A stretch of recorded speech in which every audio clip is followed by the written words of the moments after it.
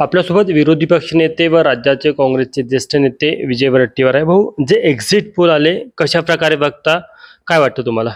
नाही, मी त्यावर फार नाही. एक्झिट पोल असतात, त्यात आम्हाला फार नाही. आम्ही 23 तारीखपर्यंत बघा, 23 तारखेला आम्ही त्यावर बोलू. त्याचं उत्तर 23 तारखेला मिळेल. अलीकडे झालेल्या निवडणुका बघतात, त्यामध्ये पार्लमेंटमध्ये झालं असेल किंवा हरियाणात झालं असेल, फार त्यामध्ये तफावत होती. तर आम्ही दोष कोणालाही देणार नाही, ना एक्झिट पोलला देणार नाही. आणि आम्ही ग्राउंड रियालिटीवर जातोय. ग्राउंडमध्ये काय परिस्थिती होती, फॅक्ट्स काय, बस त्या भरोश्यावर आम्हाला वाटतं की MVA आमची सत्तेत येणार. आम्ही 165 ते 170 जागा आम्ही जिंकू. भारतीय जनता पक्षाचा जो बूथ स्तरावरचा जो त्यांचा पक्षांतर्गतचा एक्झिट पोल आहे, त्यानुसार ते म्हणतात की 164 जागा महायुतीला मिळत आहे. नाही, भाजपाला 150 पैकी 150 जागा, 150 लढवलेत त्याने, 150 जागा तेच जिंकतायत. त्यामध्ये ते काय नाही, त्यांचा तेवढा ग्राउंडचा सर्वे आहे. मला वाटतं की 288 पैकी 287 जिंकतील, एखादी वगैरे हारून टाकतील. त्यांच्या बोलण्याला काय अर्थ आहे? त्याला कशा हवेवर बोलतात, कुठे दिसलं त्यांचं बूथ लेवलचं नाही. आम्हाला माहीत आहे सगळं, ग्राउंडवर आम्ही काम करत होतो.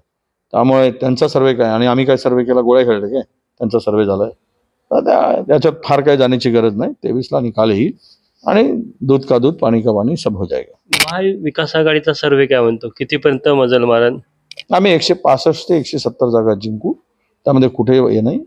कारण लोकांमध्ये या सरकारला घालवायची मानसिकता तयार झाली होती. सरकार फार असंवैधानिकपणे सरकार होतंच, पण महाराष्ट्राची इज्जत घालवली होती ज्या पद्धतीनं सरकार चालवलं होतं. आणि त्याही पलीकडे जाऊन महाराष्ट्राला जे आता सत्तेमध्ये बसलेले चेहरे आहेत ते लोकांना किळसवाणी चेहरे म्हणून बघत होते. इतका राग लोकांच्या मनामध्ये या सरकारच्या नव्हता.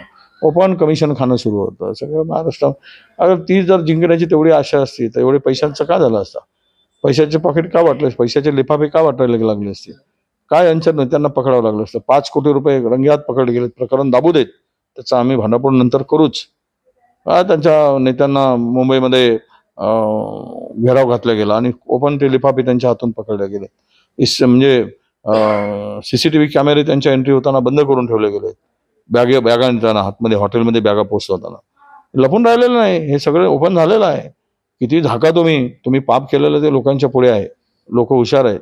त्यामुळे मला वाटतं की क्लिअर कट सांगतो, 165 ते 170 जागा आम्ही जिंकू. सर्व जे सगळे सर्वे आले त्यामध्ये देखील महाविकास आघाडीमध्ये सर्वात जास्त जागा काँग्रेसला मिळताना दिसतात.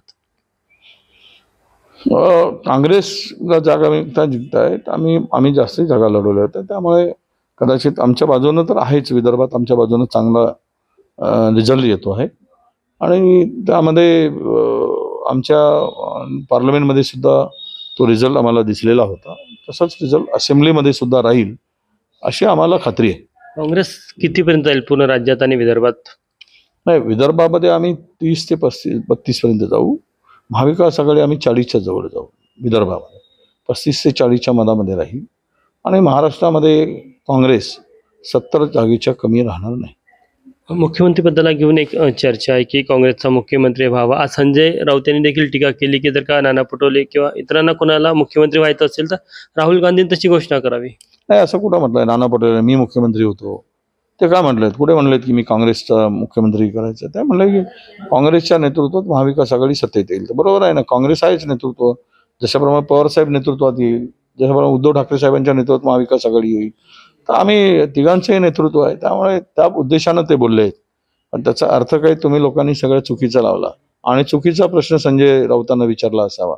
त्यांनी त्यांच्या मुखातून कधीच आला नाही की मी मुख्यमंत्री होणार आहे. मुख्यमंत्री महाविकास आघाडीचा होईल. मुख्यमंत्री महाविकास आघाडीचा ठरवू.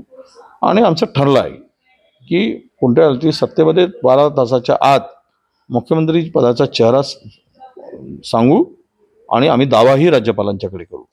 निकालानंतर अवघे 48 तास शिल्लक राहणार आहे. त्या वेळेमध्ये होईल पूर्ण प्रक्रिया की असं वाटतं परत तुम्हाला संशय आहे का काही केंद्रीय स्तरावर हालचाली होईल आणि परत तुमची सत्ता स्थापन करण्यासाठी अडकाठी आणली जाईल?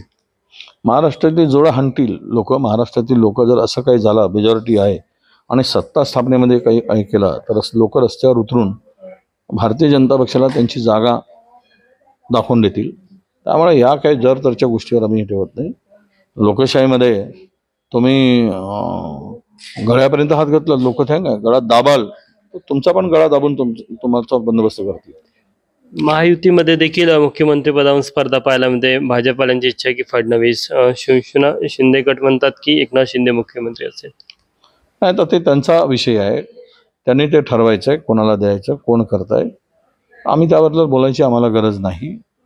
पण मला वाटतं की त्यामध्ये सगळं काही आलबेल आहे असं काही समजण्याचं कारण नाही. महाविकास आघाडीचा चेहरा कोण असेल? चेहरा महाविकास आघाडी असेल, महाविकास आघाडीचा मुख्यमंत्री होईल. आम्ही तिघांनी मिळून मी सांगितलं की 12 तासाचा चेहरा देऊ. त्यामुळे कोण असेल हे वजीवरीटीवर सांगू शकत नाही. कोण असेल हे नाना पटोले बोलू शकत नाही. कोण असेल हे आमचे बाळासाहेब थोरात सांगू शकत नाही. कोण असेल ते तुमच्या मतदारसंघात पण चर्चा आहे ना की ओबीसी चेहरा म्हणून विजय वडेट्टीवार तुमच्या मतदारांना, मतदारसंघातल्या लोकांना वाटतं.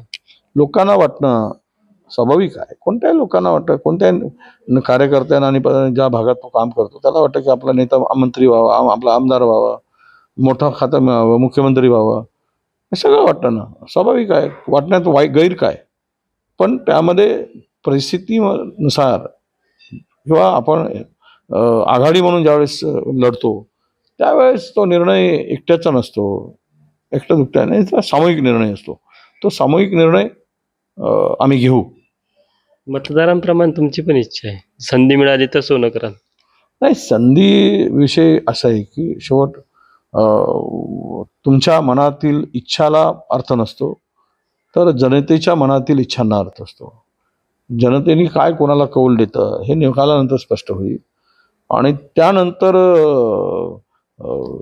जो चेहरा ठरेल तो सगळ्यांचं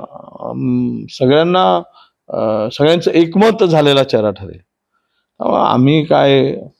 मी तर हे समजतो की आम्ही नाही बाबा त्या लाईनीतच नाही, सध्या तरी आम्ही त्या रेसमध्ये पण नाही. कारण माझ्यासारखा मायक्रो ओबीसी माणूस निवडून येतो, आमदार होतो, विरोधी पक्षनेता होतो, इथपर्यंत ठीक आहे. हे खूप मोठं यश आहे माझ्यासाठी आणि आमच्या मतदारसंघातील जनतेसाठी. त्यापेक्षा आम्हाला अधिकची हे करायला नाही. ठीक आहे, सरकार आली, कुठेतरी काम करायला मिळालं सरकारमध्ये, त्यामध्ये आनंद आहे. तोही पण हायकमांड देईल तर येऊ, जिथं बसवतील तिथे बसू, आणि नाही दिलं तरी काम करत राहू. वडेट्टीवारांच्यावर विश्वास दाखवला गेला होता की हे अशोक चव्हाणांच्यावर त्यावेळेस जातील भीतील, अशा चर्चेला वार पावळ्या उठल्या. पण खंदा बंदा बनवून इथे उभा राहिला आणि गडलं डोलंय, सगळ्यांना माहिती आहे. ती विश्वासार्हता आहे हायकमांडची. आज अशोक चव्हाणांपेक्षा उंची वाढली पक्षात असं वाटतं, अशी चर्चा पण आहे. नाही, उंची वाढवण्यापेक्षा आज तरी मला असं वाटतं की आम्ही जे काम करतो, आपण जे मेहनत करतो त्यावर कार्यकर्ते ताकद देतात. जो नेता कार्यकर्त्यांसाठी काम करतो, कार्यकर्ता नेत्याला ताकद देतो, तो शक्ती देत असतो. आणि मी कार्यकर्त्यामध्ये जाऊन काम केलं आहे, त्यामुळे कार्यकर्त्यांची शक्ती आणि ताकद मला माझ्या पाठीमागे उभी होताना मला जे दिसते हे माझं यश आहे असं मी मानतो. थँक्यू. तर हे होते विरोधी पक्षनेते विजय वडेट्टीवार. कॅमेरामॅन अतुल इंडेसह तुषार कोहळे, एबीपी माझा, नागपूर. एबीपी माझा, उघडा डोळे बघा नीट.